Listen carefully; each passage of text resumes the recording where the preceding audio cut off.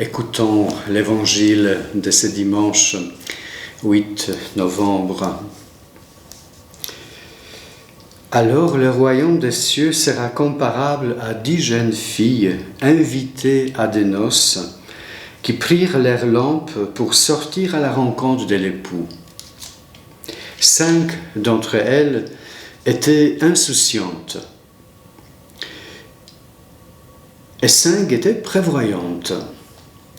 Les insouciantes avaient pris leurs lampes sans emporter d'huile, tandis que les prévoyantes avaient pris avec leurs lampes des flacons d'huile. Comme l'époux tardait, elles s'assoupirent toutes et s'endormirent. Au milieu de la nuit, il y a eu un cri « Voici l'époux, sortez à sa rencontre !» Alors toutes ces jeunes filles se réveillèrent et se mirent à préparer leurs lampes. Les insouciantes demandèrent aux prévoyantes « Donnez-nous de votre huile, car nos lampes s'éteignent. » Les prévoyantes leur répondirent « Jamais cela ne suffira pour nous et pour vous. Allez plutôt chez les marchands vous en acheter. » Pendant qu'elles allaient en acheter, l'époux arriva. Celles qui étaient prêtes entrèrent avec lui dans la salle des noces, et la porte fut fermée. Plus tard, les autres jeunes filles arrivèrent à leur tour et dirent « Seigneur, Seigneur, ouvre-nous !» Il leur répondit « Amen, je vous le dis, je ne vous connais pas. Veillez donc, car vous ne savez ni le jour, ni l'heure. »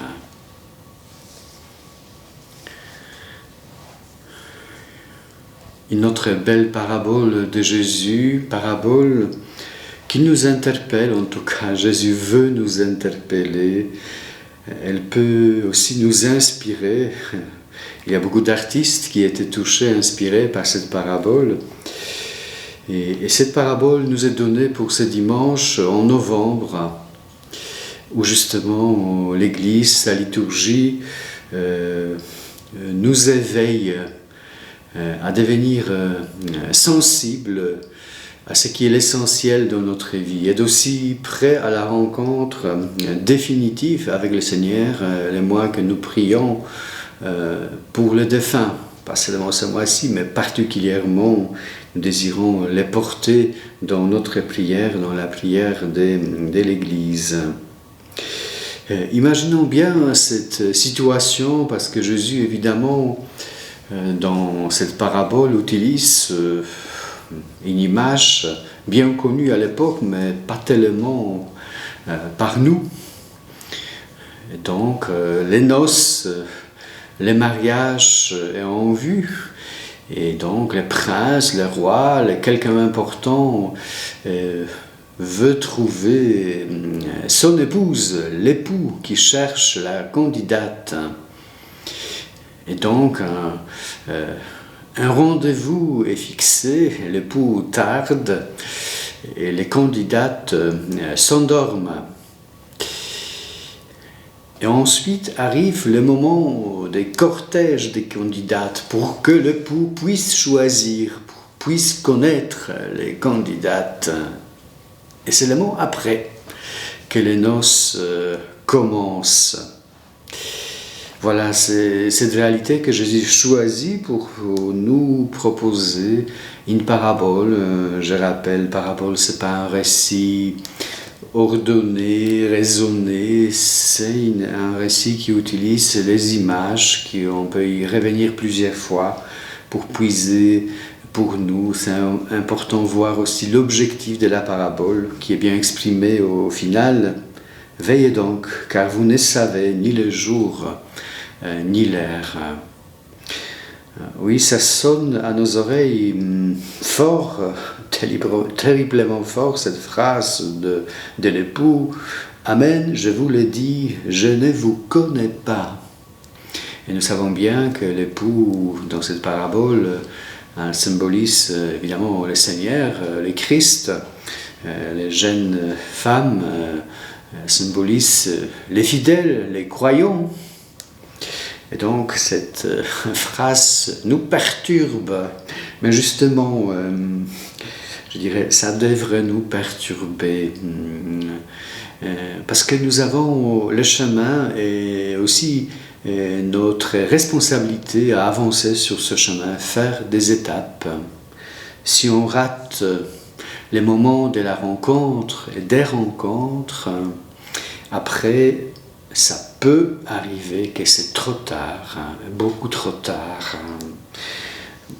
Sûrement chacun de nous, et moi quand même, assez souvent, j'ai entendu de la bouche de personnes, parfois à la fin des vies, qui regrettaient des choses ratées. Et Seigneur nous propose cette parabole justement que nous rations rien. Et d'ailleurs, l'Église, ce mois de novembre, nous invite à penser aux dernières choses, à l'eschatologie, à notre rencontre ultime du Seigneur. Mais cette rencontre ultime se prépare par des rencontres de chaque jour avec lui. Évidemment, on pense de moments de prière, de l'écoute de la parole, de l'Eucharistie, et d'autres moments de possibilités pour intimité avec Dieu, pour qu'on puisse se connaître. Mais aussi, dans les prochains, Seigneur nous y invite.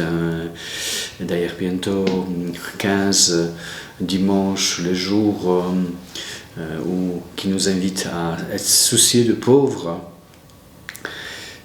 Donc, aussi dans l'autre, en commençant par nos proches, mais aussi dans les pauvres qui est parfois loin, nous sommes invités aussi en tout cas du moins nous chrétiens, à voir les Christ et les rencontrer et vivre des moments qui nous marquent et qui nous permettent ensuite, parce que ça dépend de nous, être reconnus par le Seigneur.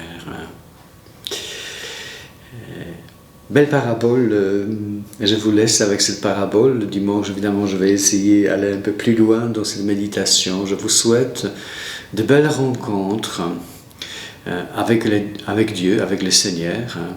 Cherchons des chemins pour que ces rencontres arrivent.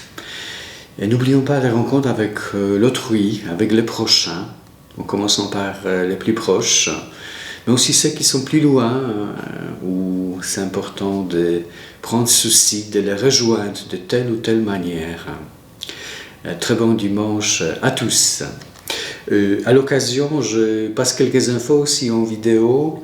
Donc, évidemment, nos églises sont fermées pour les grandes célébrations, sauf les funérailles. D'ailleurs, cette semaine, j'aurai encore des absoutes dans l'église.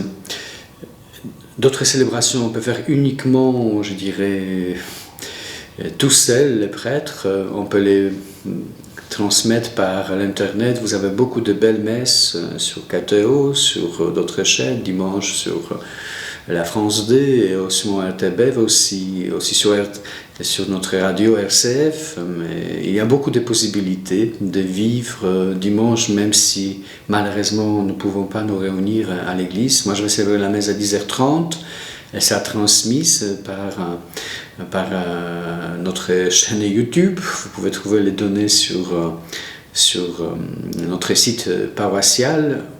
J'aurai une petite équipe qui va aider que cette messe soit aussi belle. Et n'hésitez pas à se rejoindre aussi à cette messe ou bien à d'autres.